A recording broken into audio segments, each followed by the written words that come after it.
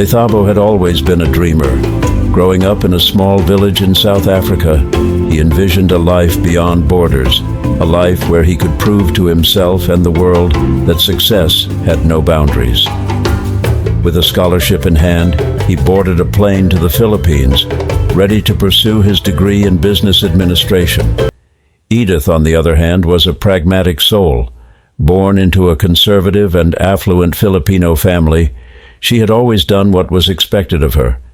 Enrolling in the same university, she was determined to live up to her family's high standards. Their worlds couldn't have been more different. It was during a heated debate in a class discussion on international economics that they first noticed each other. Lethabo's eloquent argument challenged Edith's views, and although it left her flustered, it intrigued her. Over time, their paths crossed more frequently. Group projects, library study sessions, and casual encounters in the bustling university cafeteria. What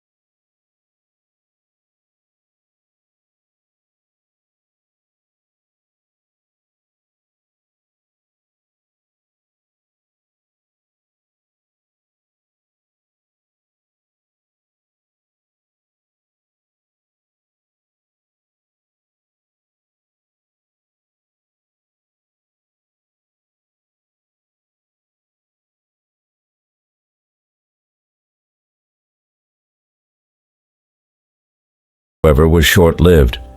When Edith revealed her relationship to her family, chaos erupted. "You can't be serious, Edith," her father thundered. "This man, he's not one of us." Her mother chimed in, her tone dripping with disdain. "You think you'll be happy with someone so different? What will people say?" Edith tried to reason with them, explaining that Lethabo was an accomplished, kind, and intelligent man. But her parents saw only his skin color and foreign origins.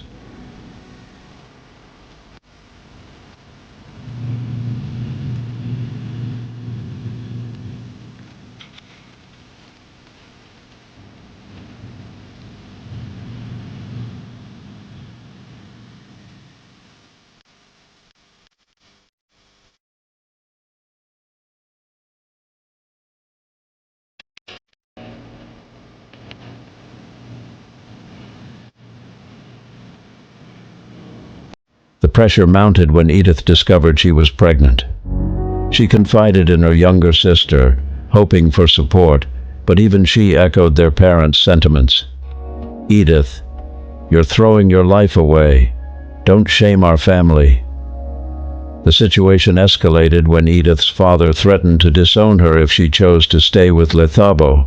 Torn between the love of her life and the family that had shaped her, Edith struggled with an impossible decision. Meanwhile, Lethabo was not one to back down. He approached Edith's parents, armed with dignity and respect, but the meeting was a disaster. Her father dismissed him outright, and her mother refused to even acknowledge his presence. "I love your daughter," he said firmly, his voice steady, but his heart breaking. "I will take care of her and our child no matter what." "You don't belong here," her father spat back. "Stay in your world, and leave my daughter alone." Despite the humiliation, Lethabo persisted. He reached out to friends, colleagues, and even some of Edith's relatives, who were more open-minded. Slowly, cracks began to form in the wall of prejudice. As Edith's due date approached, the tension reached its peak. Her family demanded she choose them or Lethabo. Edith stood at a crossroads, the weight of her unborn child's future pressing heavily on her. Lethabo's love was unwavering, but could she truly abandon her family? Will Edith defy her family and follow her heart? Can Lethabo overcome the deeply ingrained prejudice to prove his worth? Or will their love succumb to the pressures of societal and familial expectations? The decision is hers, but the stakes couldn't be higher. The day arrived when Edith could no longer delay her decision. Her family, seated around the dining table in their opulent home, demanded an answer. Her father sat at the head, his piercing gaze locked on her. "Edith," he began, his voice cold and authoritative, "you must choose. Your family or that man. There's no middle ground." Edith's heart pounded. Her eyes darted to her mother, hoping for even a glimmer of support, but all she found was stern disapproval. Then she glanced at her sister, who looked away, avoiding her gaze. "I love him," Edith said, her voice trembling but firm. "And I love our child. Lethabo isn't just some man, he's my future. I can't let prejudice dictate my life." Her father slammed his fist on the table, making the dishes rattle. "Then leave. If you walk out that door, you're no longer my daughter." Tears streamed down Edith's face, but she stood her ground.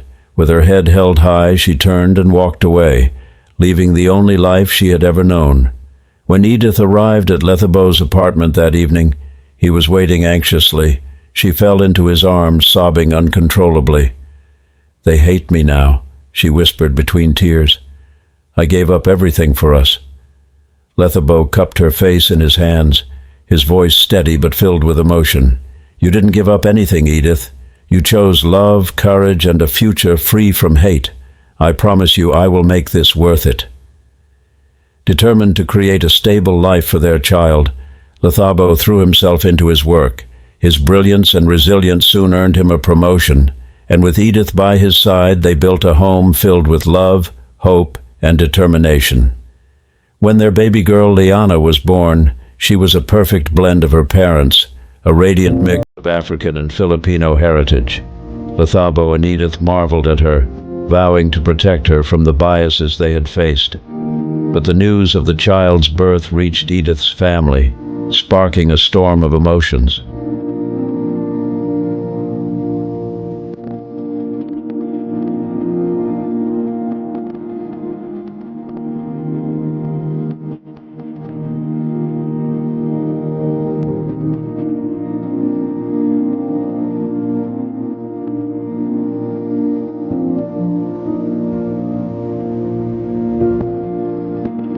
Her mother secretly visited the hospital, curious yet hesitant.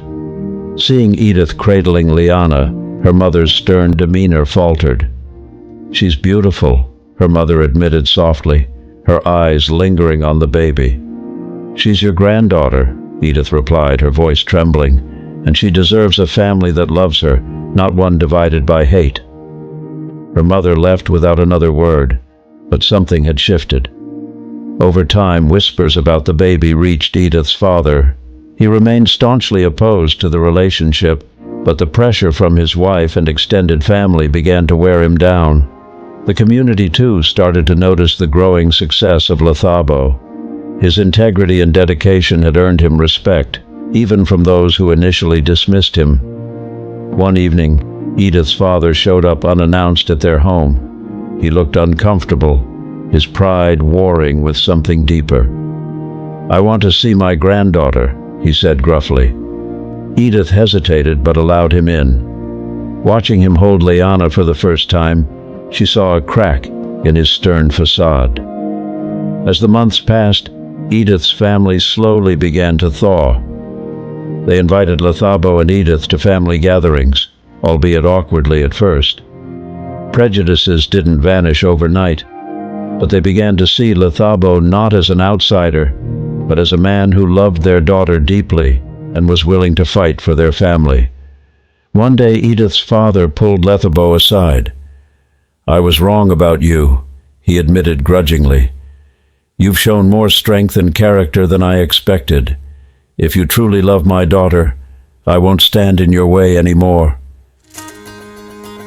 The wedding was a beautiful fusion of African and Filipino traditions, a testament to the power of love overcoming barriers. Lethabo and Edith danced under the stars, surrounded by friends and family who had once doubted their union, but now celebrated their strength and resilience. Their story became a symbol of hope, a reminder that love, when tested, can break down even the most stubborn walls.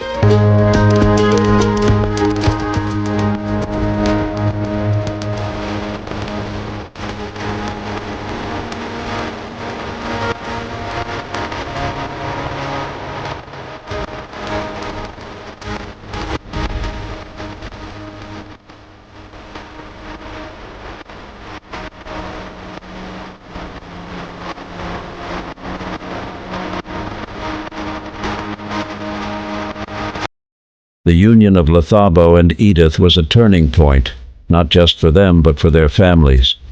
The wedding, blending vibrant African and Filipino traditions, was an eye-opener for many. Guests from both cultures marveled at how seamlessly the two worlds merged. Edith's father, once the most vocal opponent, found himself intrigued by Lethabo's heritage. He listened intently to the speeches given by Lethabo's uncles and elders, who spoke of Ubuntu, the African philosophy of shared humanity and community. For the first time, Edith's father began to question his deeply ingrained beliefs. Liana became the bridge between the two families. Her innocent laughter, curious questions, and bright smile melted hearts on both sides. Edith's mother, who had initially struggled with the idea of accepting Lethabo, became an eager grandmother. She learned how to cook African dishes like chakalaka, determined to connect with Lethabo's culture for the sake of her granddaughter. Lethabo's mother, too, embraced the cultural exchange. When she visited the Philippines, she brought traditional African fabrics as gifts and insisted on teaching Edith's family how to wrap them into beautiful garments. In turn, she fell in love with Filipino cuisine, especially adobo and pancit. Despite the family's progress, the outside world wasn't always as accepting. Some members of Edith's extended family still whispered behind their backs, unwilling to fully embrace the relationship. Likewise, in Lethabo's South African hometown, a few eyebrows were raised when they visited as a family. But Lethabo and Edith stood firm. They involved their families in community projects, showing how their union was a force for good. Together, they launched a cultural exchange program between South Africa and the Philippines, aimed at fostering understanding and breaking down stereotypes. Edith's father remained the hardest to win over. Though he had given his blessing, he kept his distance from Lethabo, interacting only when necessary. It wasn't until Liana's 4th birthday that the ice finally broke. During the party, Liana tugged at her grandfather's sleeve. "Grandpa, why don't you talk to Daddy? He's really nice, you know." The innocent question left him speechless. Later that evening, as the party wound down, he approached Lethabo. "I've been unfair to you," he admitted quietly. "You've proven me wrong in every way. I was a fool to judge you before knowing you." Lethabo extended his hand, but Edith's father pulled him into an embrace instead. From that moment, their relationship began to change. As the years passed, the families grew closer. They celebrated holidays together, blending traditions seamlessly. Christmases were marked by African drumming alongside Filipino paroles, while family reunions included storytelling sessions where elders from both sides shared their histories. Liana grew up proud of her heritage, speaking both Zulu and Tagalog fluently. Her parents instilled in her a deep appreciation for diversity and a commitment to stand against prejudice. Years later, when Liana graduated from university, her grandparents, once divided by fear and prejudice, sat side by side, cheering her on. Edith's father, now frail but still sharp, gave a speech during the celebration. "I once thought differences were walls," he said, his voice thick with emotion, "but my granddaughter showed me their doors, and when we walk through them, we find something beautiful on the other side." His words,